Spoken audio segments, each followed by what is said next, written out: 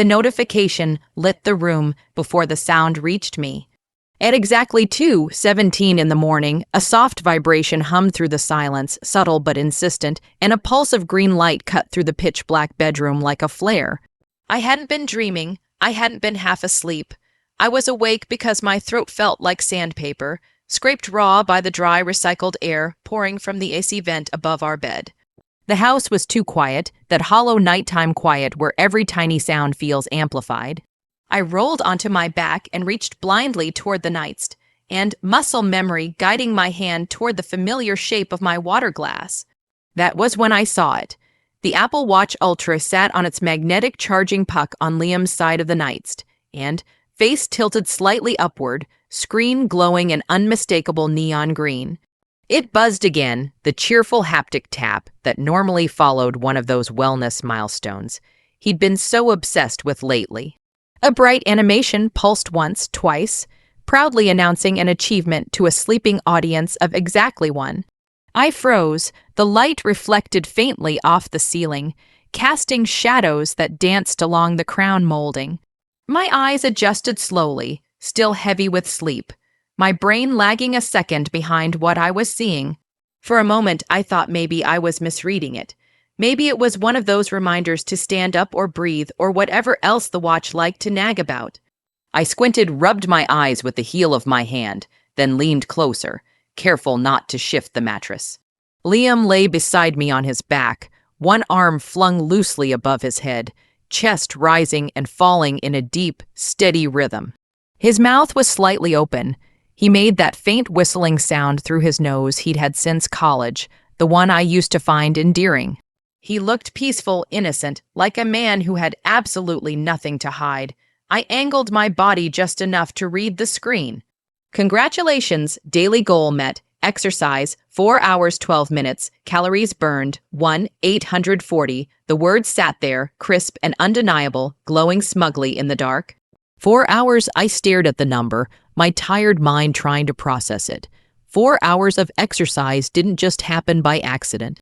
It wasn't a glitch that added a few extra steps while you brushed your teeth or paced during a phone call. 4 hours was commitment. 4 hours was intention. 4 hours was sweat, exertion, strain. It was sustained effort. And it had ended minutes ago. My gaze flicked instinctively to the clock on the cable box across the room. 2:17 a.m. The watch had just finished tracking whatever this was. I felt a faint prickle along the back of my neck, the early warning signal of something being very, very wrong. Liam hadn't exercised today. I knew that with absolute certainty. I could replay the entire day in my head with photographic clarity. He came home at exactly 6:02 p.m., loosened his tie as he stepped through the door, and complained about the brutal day he'd had at work. Quarterly reviews, endless meetings, a headache that wouldn't quit. I remembered the smell of stale office coffee clinging to his breath when he kissed me hello. I remembered because I'd wrinkled my nose and teased him about it, and he'd rolled his eyes and said something about surviving on caffeine and rage. He'd gone straight to the couch, shoes kicked off without putting them on the rack like I'd asked him 1,000 times, and collapsed with a groan. No gym bag, no change of clothes, no mention of a workout. He'd asked what was for dinner, and when I said I didn't feel like cooking, he suggested Thai. Pad see ew, his favorite. Extra broccoli, no peanuts. We ate in front of the TV, legs tangled together. The familiar comfort of routine settling around us like a blanket. We watched 2 episodes of Succession. He laughed at all the wrong moments, complained about the characters like he always did, and by 10:30 he was asleep on the couch, head tilted awkwardly to the side, mouth open, remote slipping from his hand. I'd woken him gently, guided him to bed, helped him brush his teeth while he grumbled sleepily. He'd crawled under the covers and been out cold within minutes. So where had 4 hours of exercise come from? I leaned closer to the watch, my heart beginning to thud a little harder in my chest. The blue-white glow stung my eyes, but I didn't look away. Slowly, carefully, I tapped the screen with the pad of my finger. The display shifted smoothly, the rings closing one by one in a neat, satisfying loop. Then the summary screen appeared. Time, calories, heart rate. My stomach tightened. I swiped again. The map loaded. I expected to see a route. A loop around the neighborhood, maybe. A treadmill trace at the gym. Even a stationary bike session would show some kind of pattern. But what appeared on the tiny screen made my breath catch painfully in my throat. There was no route, no movement, just a single pulsing dot, centered and unmoving like a taunt. 742 Oak Street. My hand went cold. For a moment, the room seemed to tilt. The hum of the AC grew louder. The darkness pressed in from all sides. I stared at the address, my brain screaming at me to deny it, to question it, to rationalize it away. But there was nothing to question. I didn't need to look it up. I didn't need to scroll or double-check. I knew that address the way I knew my own phone number, the way I knew the square footage of every unit I owned, the way I knew which properties had original hardwood and which had been replaced. 742 Oak Street was a craftsman bungalow in East Nashville. 742 Oak Street was one of my rental properties. And the tenant was a 24-year-old yoga instructor and wellness influencer named Elise Joyful. My stomach dropped with a sickening lurch, like the moment before a car crash when you realize braking won't be enough. Heat flushed through my body, followed immediately by a wave of icy clarity. I looked down at Liam again, really looked at him this time. His face was relaxed, handsome even in sleep, faint lines at the corners of his eyes that spoke of age and laughter and shared history. 8 years of marriage, 8 years of building a life together. 8 years of believing, foolishly, that this was the one thing I had gotten right without a spreadsheet or a contingency plan. He wasn't sleeping, he was recovering. The realization settled over me with a terrifying calm. 4 hours of exercise, 4 hours at a stationary location. A heart rate that would spike and fall and spike again. Calories burned that didn't come from a treadmill or a spin bike. I knew exactly what kind of workout that was, and I knew exactly why it had happened in my house. A bitter, humorless thought crossed my mind, sharp enough to almost make me laugh. Liam thought he was cheating on his wife. He thought he was sneaking around, lying, compartmentalizing his life into neat little boxes. He had no idea he was trespassing on his landlord. He had no idea he was handing me evidence wrapped up in a green glowing bow. I stared at the watch a moment longer, committing every detail to memory, then placed it back on the charger, exactly as I'd found it. The screen dimmed, the room returned to darkness, and it was as if nothing had happened. But everything had. I lay there, staring up at the ceiling, listening to Liam's breathing, feeling something inside me shift and harden into place. Love didn't explode or shatter. It evaporated, burned off instantly by the heat of realization, leaving behind something far more dangerous. Focus. I didn't wake him. I didn't cry. I didn't confront him or throw his clothes out into the yard or demand explanations that would only insult my intelligence. I did what I always did when something went wrong. I assessed, I documented, I planned, because my name is Clara Benson and I don't operate on emotion. I operate on facts, clauses, liabilities, and consequences. By the time the sun began to lighten the edges of the curtains, I already knew exactly what I was going to do. And Liam, breathing softly beside me, had absolutely no idea what was coming. My name is Clara Benson, and everything I am started long before Liam ever entered my life. I was raised in a house where money was never discussed lightly and never wasted. My father was a bricklayer, the kind of man whose hands told his story before his mouth ever did. Thick fingers, scarred knuckles, skin permanently roughened by decades of mortar and stone. He woke before dawn every day, rain or shine, packed his lunch in a dented metal box, and left the house quietly so he wouldn't wake my mother or me. When he came home, he smelled like dust and sweat and something metallic, and he always washed his hands at the sink before touching anything else, scrubbing until the water ran gray. He believed in ownership. Not the flashy kind, not status symbols or displays, but the quiet power of having your name on a deed, of knowing that no one could tell you to leave what you had paid for with your labor. He saved every penny he could, No vacations, no new cars. He bought tools once and took care of them forever. When something broke, he fixed it himself, even if it meant climbing onto a roof in July heat or crawling under a house in January cold. In 1994, when I was still a kid, he bought a duplex on the edge of town. It wasn't pretty, peeling paint, sagging gutters, a roof that leaked every time it rained hard, but it was his. He worked on it nights and weekends, replacing shingles one by one, learning electrical work from library books, patching drywall with a patience that bordered on reverence.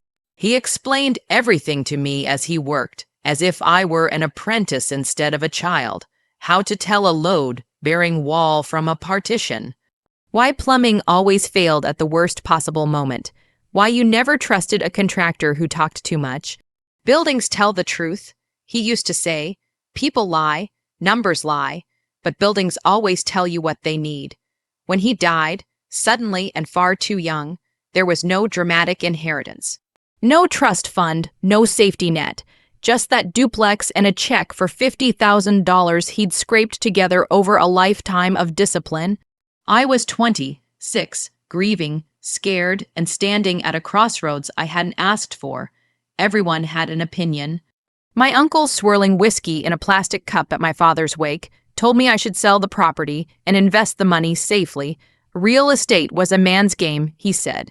Too cutthroat, too dirty. He told me I was too soft, too much like my mother, that tenants would see kindness as weakness and walk all over me. He was wrong. I didn't have my mother's softness. I had my father's grit. I took that $50,000 and bought a foreclosed triplex that most sane people wouldn't touch. The place smelled like cat urine and rot. The carpets were blackened with filth. The walls were yellowed with nicotine. There were rats, actual rats. I spent 6 months cleaning it myself because I couldn't afford not to. I scrubbed floors on my hands and knees until my wrists ached. I hauled out trash bags full of debris. I argued with contractors who saw a young woman and assumed she was stupid or desperate. I remember one night vividly, the plumbing in unit to be burst after I'd already paid for new drywall. Gray water flooded the floor, soaking everything. I sat there in the mess, exhausted, soaked, and utterly alone, and I cried until my chest hurt. Then I stood up. I fixed the pipe, I rehung the drywall, I rented the unit for $1,200 a month. That was the moment something in me hardened permanently. I stopped being hopeful. I started being strategic. I leveraged that equity to buy another building. Then another, then an apartment complex, then a row of historic homes in East Nashville that everyone else thought were too much trouble. I learned zoning laws, I fought city council, I evicted drug dealers, I navigated lawsuits. I answered emergency calls at 3 a.m. because a furnace died or a pipe froze. I built Benson Property Management with nothing but spreadsheets, sweat, and an unwillingness to quit. By the time I met Liam, I already owned 7 units outright. Liam came into my life like an interruption I didn't realize I'd needed. He was charming, effortlessly so, with an easy smile and a confidence that came from never having truly struggled. He grew up upper middle class, private schools, college paid for, parents who smoothed his path so thoroughly he never had to learn how to claw his way back from anything.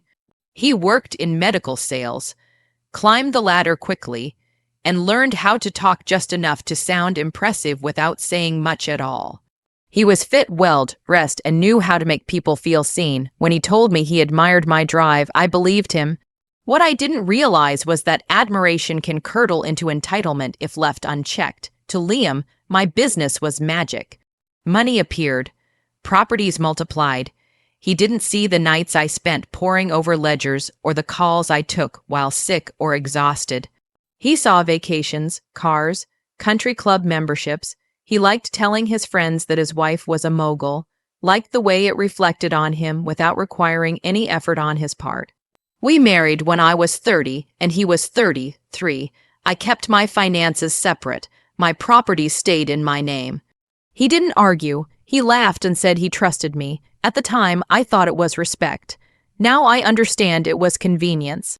For 8 years, I believed my marriage was the one thing I didn't need to manage like a business. I believed love was the one area where vigilance could soften into trust. Looking back, the warning signs were everywhere, hiding in plain sight. The late client dinners that started 3 months ago, the sudden interest in fitness paired with a refusal to go to our usual gym, the way his phone never left his side, notifications silenced, screen face down on every surface. A new wardrobe appeared slowly, slimmer cut suits, younger brands, clothes that didn't quite feel like him. A new cologne replaced his old one, something sharp and aquatic instead of the cedar wood I used to associate with him.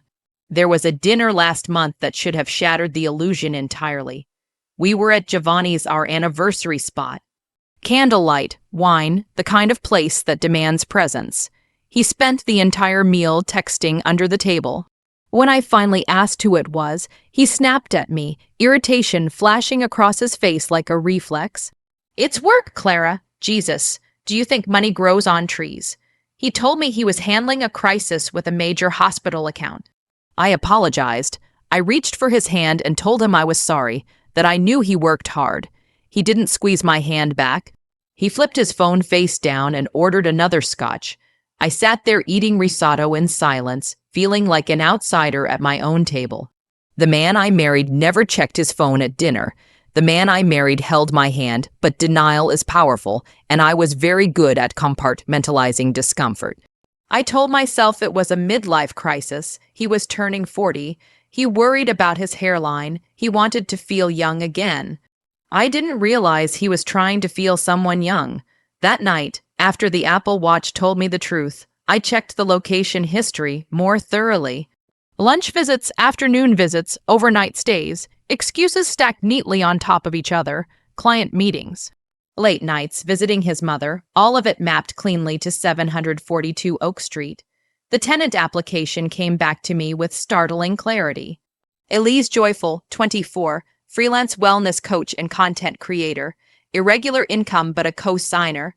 I remembered her father's credit score, borderline but acceptable. I remembered meeting her during the showing. Blonde, fit, bubbly, Lululemon leggings and a cropped top, she'd talked about energy and sanctuaries and fresh starts. She'd offered 6 months of rent up front in cash. At the time, I assumed it was family money. I checked our shared account the next morning. Consulting fees, marketing expenses, payments routed through an LLC I didn't recognize, each one matching the rent amount exactly. My husband had created a shell company to funnel marital money into my property to house his mistress. The elegance of it would have impressed me if it hadn't been so grotesque. I sat at my desk, sunlight filtering through the window, and felt something settle inside me with absolute certainty. Liam didn't just cheat, he underestimated me. He assumed I was passive where it mattered most. He assumed I wouldn't notice patterns, wouldn't trace numbers, wouldn't read the fine print. He was wrong, and that mistake was going to cost him everything. The moment I decided to watch instead of confront was the moment everything shifted from personal to procedural. I didn't cancel meetings. I didn't cry into a friend's shoulder. I didn't journal or pace or scream into pillows. I forwarded my calls to my assistant, Sarah, with a single line, "I'm handling a sensitive acquisition. Do not disturb unless something is actively on fire." She replied with a thumbs up and didn't ask questions. She knew better. I called Max Wilder at 7:12 a.m. Max answered on the first ring, his voice low and steady, the way it always was, like nothing in the world ever surprised him anymore. He used to work cybercrimes before going private. Tall, broad, bearded, intimidating in a way that made people tell the truth faster, just to make him go away. He had a habit of listening more than he spoke, and when he did speak, it mattered. "This is early," he said. "Usually you call me when a tenant skips town or someone's stealing copper wiring. I need surveillance on one of my properties." I said, "Full package." There was a pause. "Bad tenant. You could say that." I gave him the address, 742 Oak Street. I told him I needed video, timestamps, license plates, patterns. He asked who the subject was. My husband. The silence on the line was heavy, unpolished. "Not awkward, respectful. I'm sorry," he said finally. "Don't be." I replied. Just be thorough.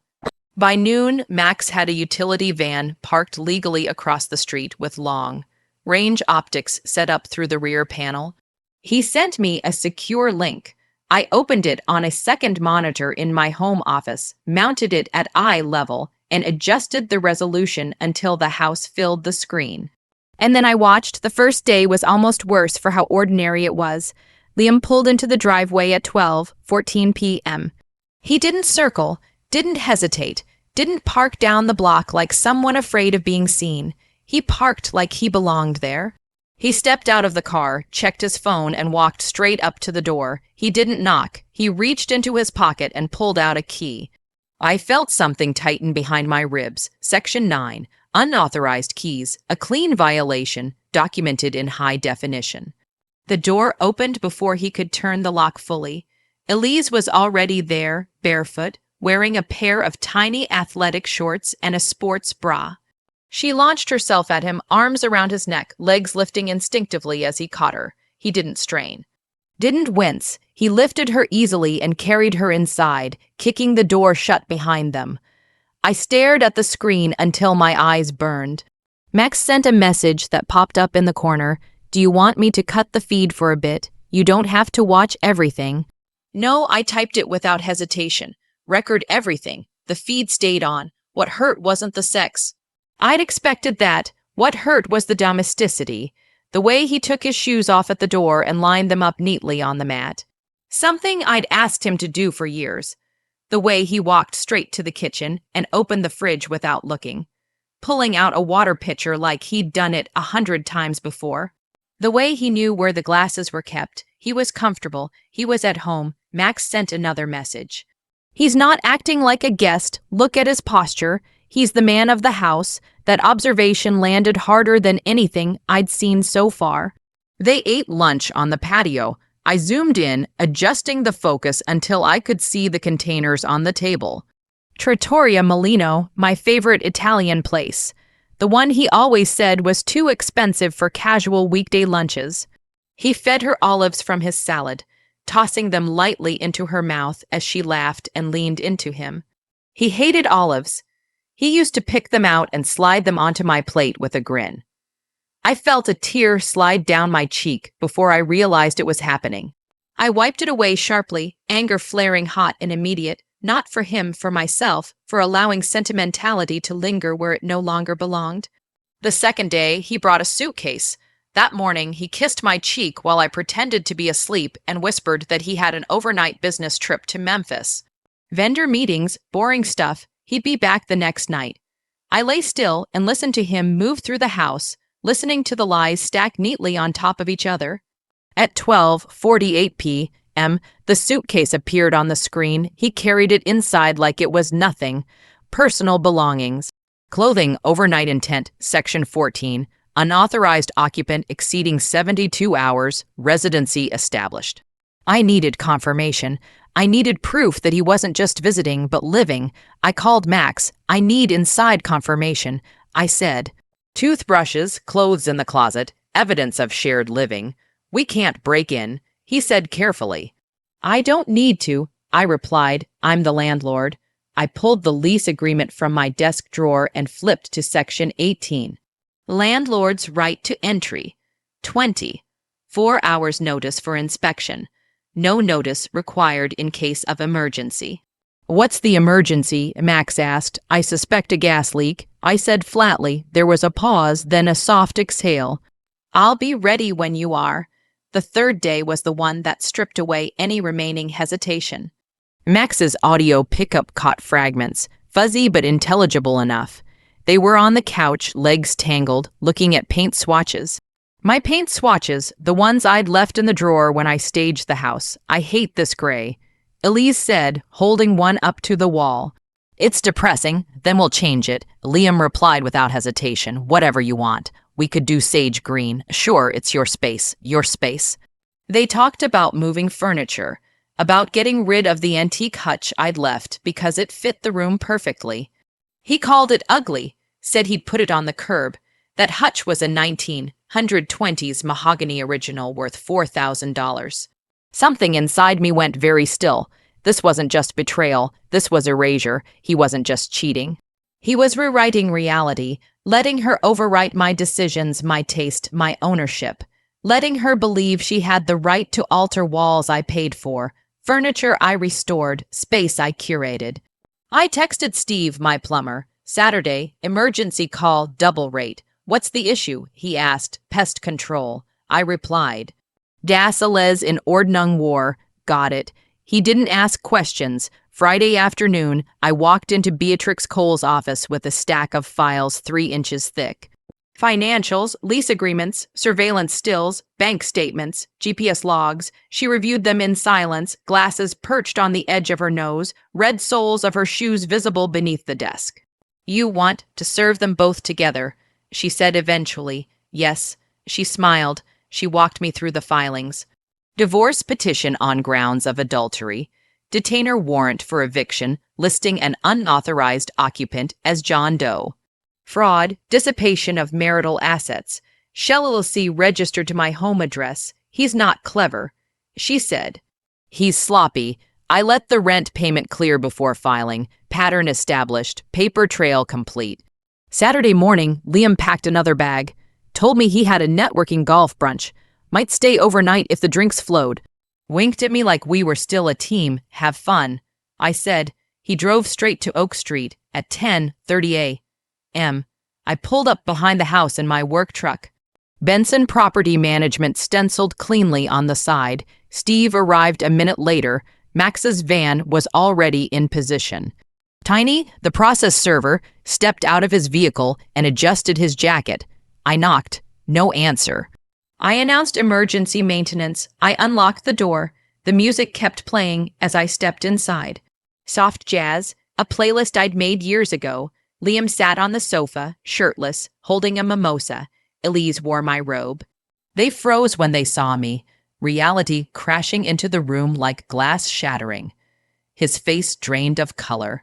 Her smile collapsed into panic. Tiny stepped forward. Liam Benson, he said. The papers slapped wetly against Liam's chest, condensation soaking into the ink. Then Elise was served. 3 days. I cited the lease violations out loud, calmly, professionally, the way I'd done dozens of times before with tenants who thought rules didn't apply to them.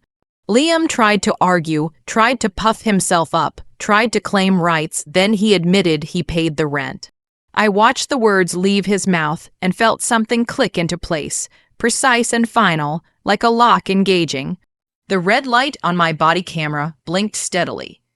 Everything after that unfolded exactly as it was supposed to, except for the part where people assume justice is loud. It wasn't. It was quiet, methodical, administrative. Steve finished his inspection first. He crouched near the baseboards, flashlight sweeping back and forth, narrating findings in a voice that carried authority simply because it was calm. Signs of infestation, he said. Unauthorized structural changes. Damage to original fixtures. Elise clutched the robe tighter around herself, eyes darting from me to Liam, then back again, like she was waiting for someone to tell her which reality she was supposed to be standing in. Liam's mouth opened and closed, his brain clearly still trying to catch up to the situation. He'd assumed he was smarter then. I stepped around them, boots clicking softly against the hardwood floors I'd refinished myself 3 years earlier. I documented everything, the paint samples on the table, the suitcase in the bedroom, the toothbrush in the shared cup, his cologne on the dresser, her jewelry laid out like she'd always belonged there. Each item got photographed. Logged, time-stamped, please, Elise said suddenly, her voice cracking. I didn't know. I swear, I didn't know you were married. I stopped walking and looked at her for the first time directly. She was younger than I'd imagined. Not a child grown, but still soft around the edges. Someone who believed stories when they were told with enough confidence. Someone who'd probably been fed a carefully curated version of my husband. One where I was cold, distant, absent. The villain in a story he needed her to believe. He filed joint taxes with me last year. I said evenly. You've been to our house. You've eaten at our table. Her eyes flickered, a tell. I thought you were separated, she whispered. No, I replied, you thought it didn't matter. She sank onto the couch, the mimosa glass trembling in her hand. Tiny cleared his throat and handed Liam the remaining paperwork. Eviction notice, divorce filing, temporary restraining order preventing him from accessing my accounts or properties. This is insane, Liam said hoarsely. You can't do this. I met his gaze. I already did. He laughed then, a sharp, brittle sound. You're overreacting. This is personal. We can talk about this at home. This is business. I corrected him. You made it business when you moved into my asset without permission. Steve shut his clipboard. You've got 72 hours, he said. After that, anything left inside becomes property of the landlord. Elise looked up sharply. 72 hours, yes, Steve said. Generous, all things considered. Max gave me a subtle nod from near the door. He'd captured everything. The shock, the admission, the attempted intimidation that fizzled the second it met documentation. We left them there, sitting in the wreckage of their own assumptions, and locked the door behind us. I didn't go home right away. I drove to the river and parked, hands resting on the steering wheel as I stared out at the water. My phone buzzed nonstop. Liam, his mother, his brother, unknown numbers. I silenced it all. I didn't feel triumphant. I felt clean, like something toxic had finally been cut away. The following weeks were a blur of filings and quiet victories.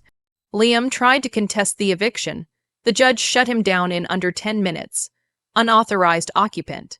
Clear evidence open, in, shut. He tried to freeze assets. Too late. I'd moved everything weeks earlier. He tried to spin a narrative. Claimed emotional neglect. Claimed mutual infidelity. Claimed ignorance of property ownership. Documentation crushed every attempt. Elise moved out on the second day, left behind half her things. I donated them. Liam stayed longer, sleeping on the floor the last night, texting me apology drafts that grew increasingly desperate as his options disappeared. I didn't respond. The divorce finalized faster than anyone expected. No courtroom drama, no dramatic confrontations. Just signatures, stamps, and a clean severance of a partnership that had died long before it was declared. The day the papers were signed, I walked through the Oak Street house one last time. It smelled empty. Neutral, like a place waiting to be reclaimed. I kept the hutch. I repainted the walls the original gray. I sold the property 3 months later for 20% above market value. People asked me how I stayed so calm. How I didn't scream, how I didn't lose control. The truth is, control isn't loud. It doesn't announce itself. It doesn't need witnesses. Control is knowing exactly when to stop loving someone and start protecting yourself. Control is understanding that revenge isn't about destruction. It's about restoration. I didn't ruin his life. I simply removed him from mine, and in the silence that followed, everything finally had room to breathe.